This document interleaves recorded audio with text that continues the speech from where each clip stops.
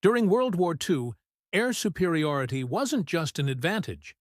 It was the difference between life and death. If an enemy bomber pilot could see you from the sky, you were already a target. But imagine if you could just disappear. In 1943, deep inside a secret British military testing ground, a group of scientists claimed they had done the impossible. They had created a paint that could make entire vehicles vanish from sight. This wasn't science fiction. This was real, experimental chemistry that pushed the known limits of camouflage and nearly changed the face of modern warfare. This is the story of the invisible paint of World War II, the formula that fooled pilots, defied science, and then mysteriously vanished into the pages of history. In the early years of the war, the battlefield was a brutal, open stage. Allied convoys, tanks, and artillery pieces were sitting ducks for enemy aircraft. Soldiers tried everything, covering their vehicles with branches, draping them in camouflage nets, but nothing could hide them from the sun. The glint of light off metal was a dead giveaway, a bright flash visible for miles to reconnaissance planes. Allied commanders were desperate. They knew they didn't need perfect movie-style invisibility. They just needed something to trick the human eye, something to break up the telltale shapes and shine that were costing them so many lives. And that's when a radical idea began to take hold. A new kind of camouflage coating, a paint that didn't just hide a vehicle, but actively mimicked the environment around it. Known only as Station 9, a brilliant team of chemists and physicists got to work. They were on a mission to cheat the laws of light itself. They experimented with everything they could think of: finely crushed glass, shimmering mica dust, even fish scales suspended in a special resin. Anything that could scatter light without creating that deadly glare was on the table. But one scientist, Dr. Robert Thurlow, proposed something truly revolutionary. He envisioned a layered formula, a paint that was smart. Under the bright sun, it would reflect the blue-green tones of the sky. But under overcast, cloudy skies, it would shift to a dull, muted gray. It would adapt.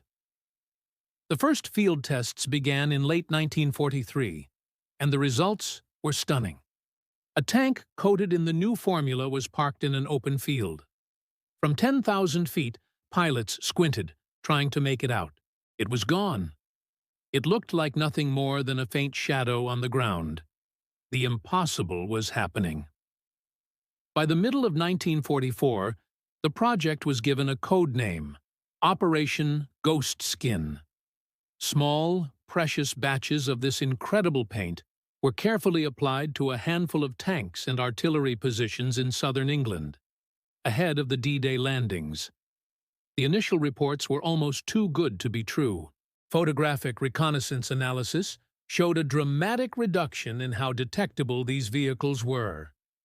One British officer, after reviewing the photos, was reported to have said, "It's as if the tanks were never there." But just as victory seemed within their grasp, an unexpected problem emerged. After just a few weeks of exposure to the elements, the paint began to fail. The very chemistry that made it so brilliant also made it fragile. Moisture from rain and dew, combined with the heat of the sun, caused the delicate reflective layers to peel, bubble, and crack. Even worse, the paint had a bizarre side effect. From certain angles, instead of blending in, the vehicles would shimmer, creating an unnatural mirage-like glow. What had been invisible from the air now looked suspicious and alien from the ground. Under the pristine, controlled conditions of the laboratory, Ghost Skin was a miracle. But on the chaotic, unpredictable battlefield, it was a failure. The real world, with its rain, dust, and grime, was its undoing. When soldiers tried to reapply the paint in the field, the complex chemical reaction would sometimes go wrong, releasing a thin, hazardous vapor. It quickly earned a grim nickname from the troops who had to handle it: the ghost that chokes. The project, once the military's most promising secret, was quietly shut down.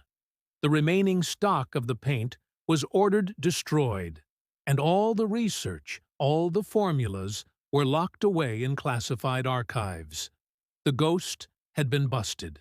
Still, whispers of its existence lingered among the soldiers, stories of tanks that could vanish in broad daylight.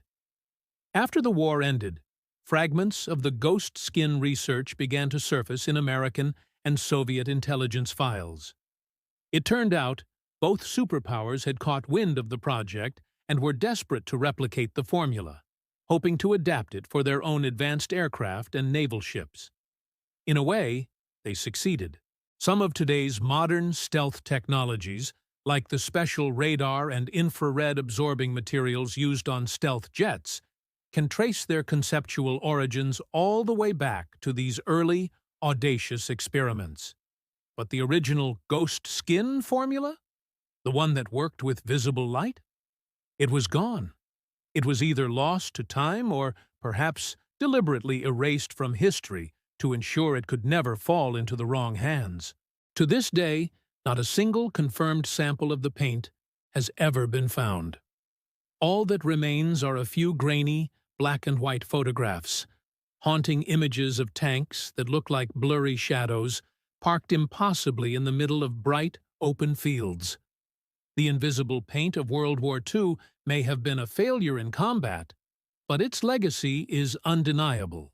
It sparked the imaginations of generations of scientists and engineers, leading them to pursue adaptive camouflage, reflective polymers, and even the futuristic cloaking fabrics we see in development today.